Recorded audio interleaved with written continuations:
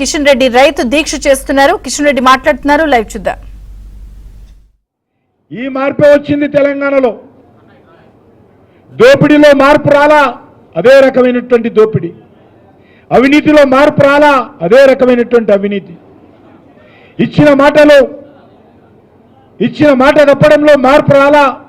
కేసీఆర్ అన్నాడు, నేను ఈ తెలంగాణకు ఒక దళిత ముఖ్యమంత్రి చేస్తా, అవసరమైతే తల నరుక్కుంటా తప్ప నేను మాట తప్పనన్నటువంటి కేసీఆర్ మరి మీ మాటలో ఏ తేడా ఉంది అడుగుతా ఉన్నాను. ఏమన్నారు మీరు? 2 లక్షల రుణమాఫీ చేస్తాము.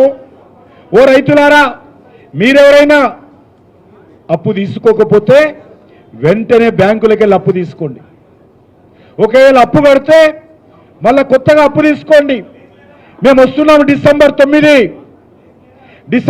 వచ్చినాక మీరు ఆ అప్పులన్నిటిని కూడా ఈ ప్రభుత్వము మాఫీ చేస్తుంది.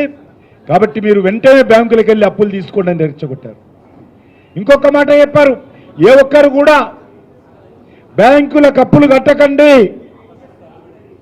కొత్తగా కావాలంటే రుణాలు తీసుకోండి. మీరు గతంలో ఉన్నటువంటి అప్పులు, కొత్తగా తీసుకున్నటువంటి అప్పులు మా సోనియమ్మ రాజ్యం వస్తే మా ప్రభుత్వం కడుతుందని చెప్పారు.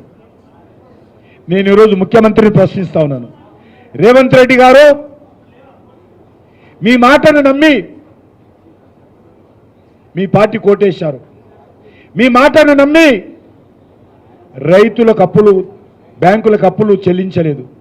మీ మాటను నమ్మి కొత్తగా రైతులు బ్యాంకుల నుంచి రుణాలు తీసుకున్నారు. కానీ పాత రుణాలు ఎవరైతే రైతులు తీసుకున్నారో ఈరోజు బ్యాంకులు రైతులకు రుణాలు ఇచ్చే పరిస్థితి లేదు. ఎందుకంటే మీ మాటను నమ్మి ఎవరు కూడా రైతులు బ్యాంకులలో తీసుకున్న అప్పులు ఇవ్వలేదు. కాబట్టే ఈరోజు బ్యాంకులు రైతులకు కొత్త రుణాలు ఇచ్చే పరిస్థితి లేదు. అందుకే ఈరోజు రైతులు ప్రైవేట్ అప్పులు దళారీల దగ్గర మిత్తికి తెచ్చుకొని ఈరోజు వ్యవసాయం చేస్తున్నటువంటి పరిస్థితి. పంట కోతలు కోయాలంటే రైతుల దగ్గర డబ్బులు లేవు. ముఖ్యమంత్రి గారు అప్పులు తెచ్చి కూలీలు ఇచ్చి పంటలు కోతలకు వస్తున్నటువంటి పరిస్థితి ఉన్నది. మీరు ఈరోజు ఏమన్నారు? ఈరోజు కేంద్ర ప్రభుత్వము 50 లక్షల టన్నుల బియ్యం తెలంగాణలో కొనడానికి సిద్ధమైంది. నేను ప్రధానమంత్రి గారిని ప్రత్యేకంగా కలిశాను. మా తెలంగాణలో బాయిల్డ్ రైస్ ఎక్కువ ఉత్పత్తి అవుతాయి.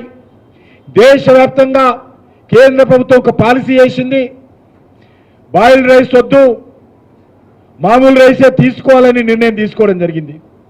కానీ నేను తెలంగాణ రైతుల పక్షాన ప్రధానమంత్రి గారిని స్వయంగా కలిసి మా తెలంగాణలో ఎక్కువ బాయిల్డ్ రైస్ అవుతున్నాయి, మరి దాన్ని తీసుకోవాలంటే ఈరోజు కేంద్ర ప్రభుత్వం నిర్ణయం చేసింది, ఎంత బాయిల్డ్ రైస్ తెలంగాణలో వచ్చినా ఆఖరి గింజ వరకు కూడా కేంద్ర ప్రభుత్వం కొనడం కోసం సిద్ధమైందని మనం చేస్తాను. మరి మీకేం ముట్టింది రోగము? ఎందుకు ధాన్యం కొనుగోలు చేయడంలో శ్రద్ధ లేదు ప్రభుత్వానికి అడుగుతా ఉన్నాను. ఢిల్లీకి వెళ్ళడానికి శ్రద్ధ ఉంటుంది, ఇక్కడ వసూళ్లు చేసి కాంగ్రెస్ పార్టీ నాయకులు ఢిల్లీకి పంపడానికి శ్రద్ధ ఉంటుంది. కానీ ధాన్యం కొనుగోలు సమర్థవంతంగా చేయడంలో శ్రద్ధ లేదనే విషయాన్ని మనం చేస్తా ఉన్నాను. ఏం చెప్పారు మీరు? కేసీఆర్ కొంతనే ఇస్తున్నాడు, మేము వస్తే ఎకరానికి 15,000 ఇస్తామన్నారు. ఎప్పుడు ఇస్తారంటే అడుగుతా ఉన్నాం. రైస్ మిల్లర్లను బెదిరించి కాంగ్రెస్ పార్టీ నాయకులు జిల్లాలలో బెదిరిస్తా ఉన్నారు. కానీ ఎకరానికి 15,000 ఇస్తామన్నటువంటి ప్రభుత్వము ఈరోజు రాహుల్ గాంధీ ఇటీవల తుక్కుగూడలో మీటింగ్ పెట్టాడు. గతంలో అసెంబ్లీ ఎన్నికలకు ముందు అదే గ్రౌండ్లో పెట్టి